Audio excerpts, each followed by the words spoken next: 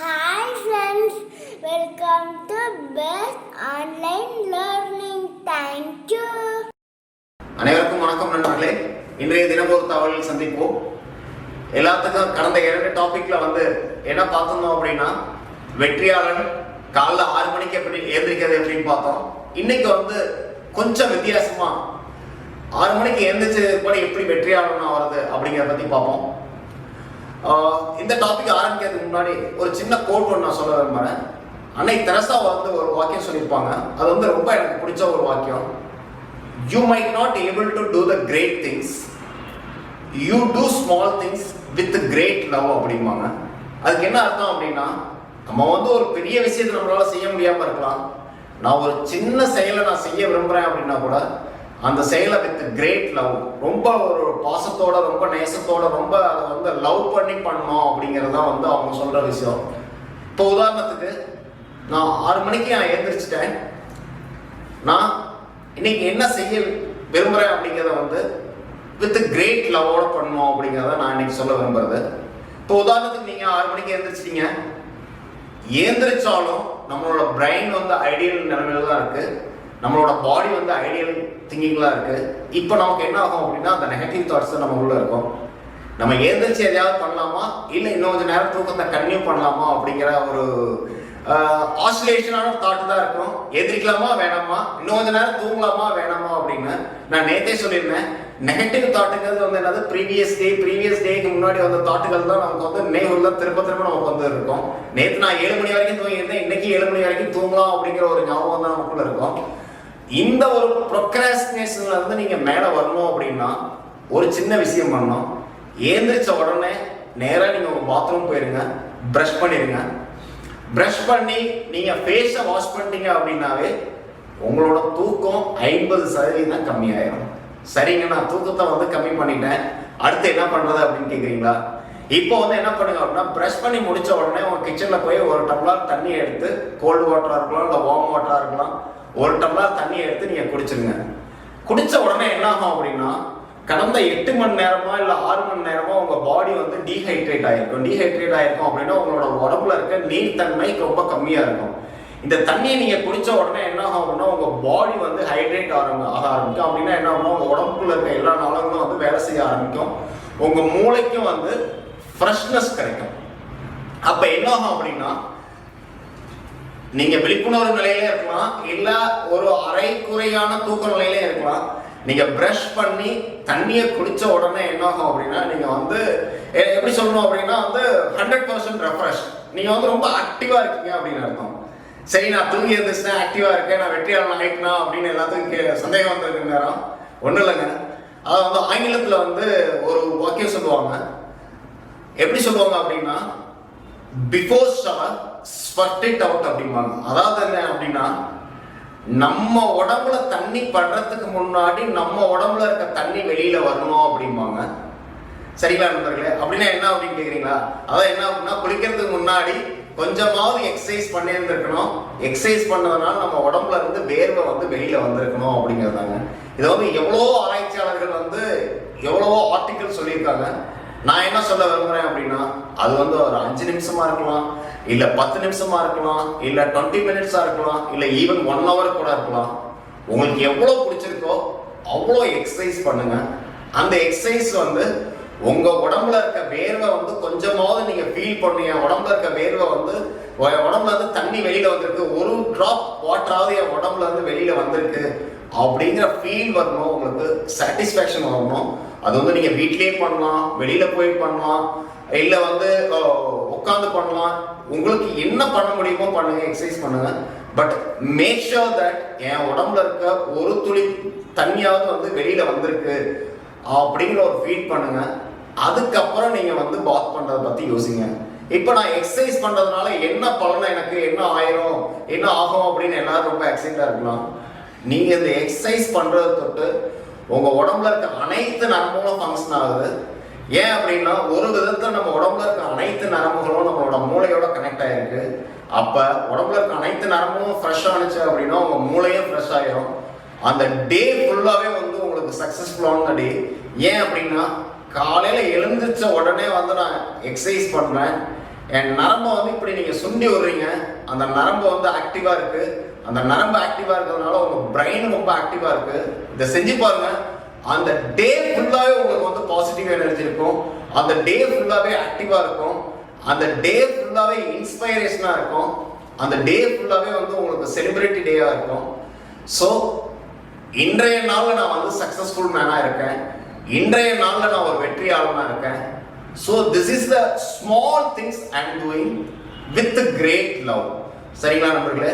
இந்த ஒரு தாட்டோட இன்றைய பகுதியை முடிச்சுக்கோம். நம்ம ஆங்கிலம் அறிவோம் பகுதிக்கு வருவோம் நண்பர்களே. ஓகே நண்பர்களே, இன்றைய ஆங்கிலம் அறிவோம் பகுதிக்கு வருவோம்.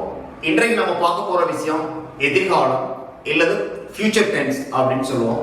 பட் இந்த எதிர்காலத்துக்குள்ள போகிறதுக்கு முன்னாடி கடந்த வகுப்புல நம்ம என்ன பார்த்தோம் அப்படின்னு பார்த்தோம். ப்ரெசன்ட் டென்ஸ் பார்த்தோம். ப்ரெசன்ட் டென்ஸ்ல ஸ்டோரி டெல்லிங் பார்த்தோம். பாஸ்ட் டென்ஸ் பார்த்தோம். பாஸ்ட் டென்ஸ்ல ஸ்டோரி டெல்லிங் பார்த்தோம். இன்றைய வகுப்புல நம்ம ஃபியூச்சர் டென்ஸ் அப்படிங்கிற ஒன்று பார்க்க போறோம். ஃபியூச்சர் டென்ஸ் அப்படின்னா என்ன அப்படின்னா எதிர்காலம். ஃபியூச்சர் டென்ஸ் அப்படின்னா எதிர்காலம், அதாவது எதிர்காலத்துல நடக்கக்கூடிய விஷயத்தை எப்படி சொல்றது அப்படிங்கிறது தான் வந்து ஃபியூச்சர் டென்ஸ். இதுல வந்து இரண்டு விதமான சூழ்நிலைகள் வரும். ஒன்னு வந்து என்ன அப்படின்னா அன்பிளான்ட் ஆக்ஷன் அப்படிம்போம். அன்பிளான்ட் ஆக்ஷன் அப்படின்னா எதிர்காலத்துல நடக்கும் ஆனா ஒரு உறுதித்தன்மை இல்லை அப்படிங்கறத நம்ம சொல்லுவோம். ரெண்டாவது வந்து என்ன சொல்லுவோம் அப்படின்னா இது நடக்கும், இது நடக்கலாம், நான் நம்புறேன் இது நடக்கும் அப்படிங்கிற மாதிரியான ஒரு விஷயத்த ஐ திங்க், ஐ பிலீவ் அப்படிங்கிற மாதிரியான விஷயத்த வந்து நம்ம ஃபியூச்சர் டென்ஸ் சொல்லுவோம் நண்பர்களே. ஓகே, எதிர்காலத்தில் நடக்கக்கூடிய விஷயம் unplanned action, I think, I believe, இந்த மாதிரியான விஷயத்த நம்ம சொல்லுவோம் அப்படின்னு பார்த்தோம். ரெண்டாவது வந்து எதிர்காலத்தில் ஒரு வாக்கியத்தை எப்படி அமைக்கலாம் அப்படிங்கிறத பத்தி பார்ப்போம். உங்களை எல்லாத்துக்குமே தெரியும் சப்ஜெக்ட் பிளஸ் வெர்ப் அப்படிங்கிறது தான் வாக்கியம் அப்படிங்கிறது. அந்த இதுல ஒரு சின்ன ஃபார்முலா என்ன அப்படின்னா சப்ஜெக்ட்னா நமக்கு என்னன்னு தெரியும். அது ஃபர்ஸ்ட் பர்சன் சிங்குலரா இருக்கலாம், ஃபர்ஸ்ட் பர்சன் ப்ளூரலா இருக்கலாம், செகண்ட் பர்சன் சிங்குலரா இருக்கலாம், செகண்ட் பர்சன் ப்ளூரலா இருக்கலாம், தேர்ட் பர்சன் சிங்குலரா இருக்கலாம், இல்ல தேர்ட் பர்சன் ப்ளூரலா இருக்கலாம். ரைட்டுங்களா? அது என்ன சொல்லுவோம்? ஐ ஃபர்ஸ்ட் பர்சன் சிங்குலர் ஐன்னு சொல்லுவோம், ஃபர்ஸ்ட் பர்சன் ப்ளூரல் வீன்னு சொல்லுவோம், செகண்ட் பர்சன் சிங்குலர் யூன்னு சொல்லுவோம், செகண்ட் பர்சன் ப்ளூரல் யூன்னு சொல்லுவோம், third person singular he she itன்னு சொல்லுவோம், தேர்ட் பர்சன் ப்ளூரல் theyன்னு சொல்லுவோம். இப்போ இது எல்லாமே நமக்கு தெரியும். இதுக்கு அடுத்து நம்ம என்ன ஆட் பண்ண போறோம் அப்படின்னா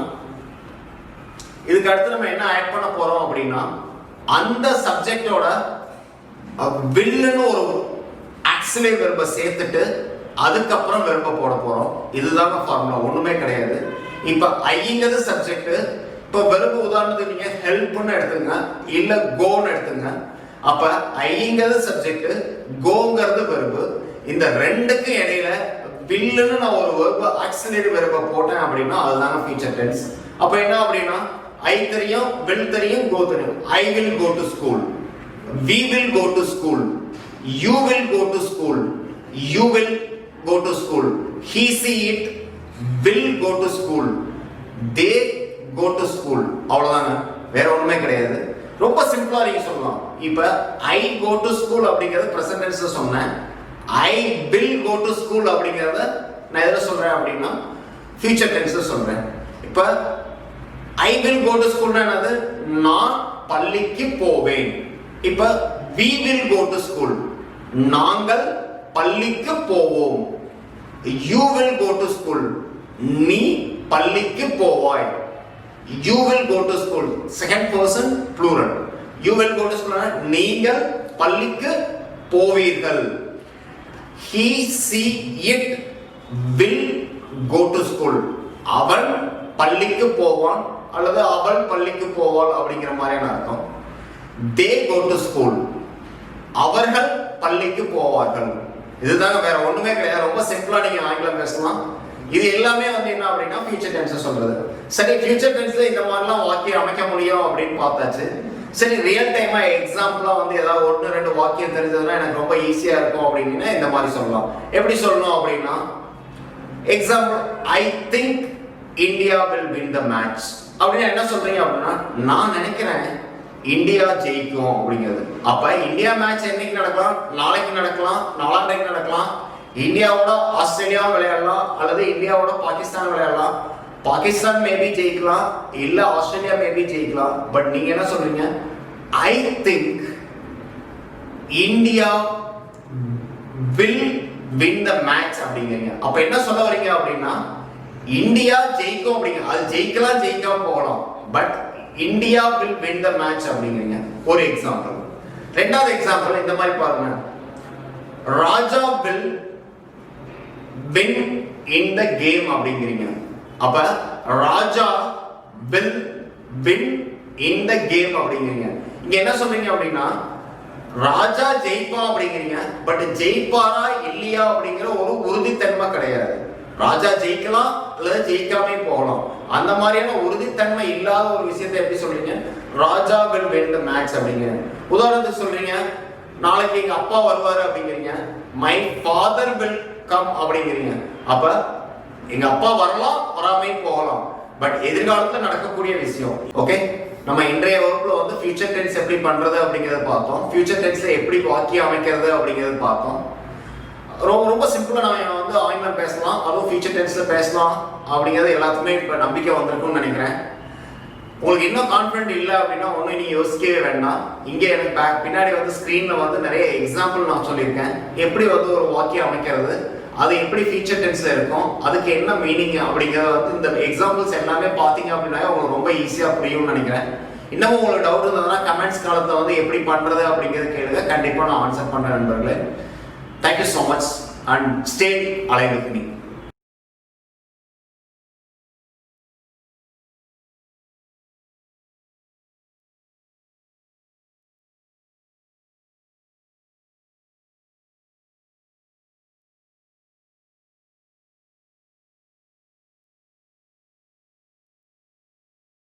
Hi friends, hope you all liked the video. Kindly subscribe. Do not forget to click the notification bell button. Share with your family and friends. Ask them to subscribe. Please share your comments. Thank you. Bye bye.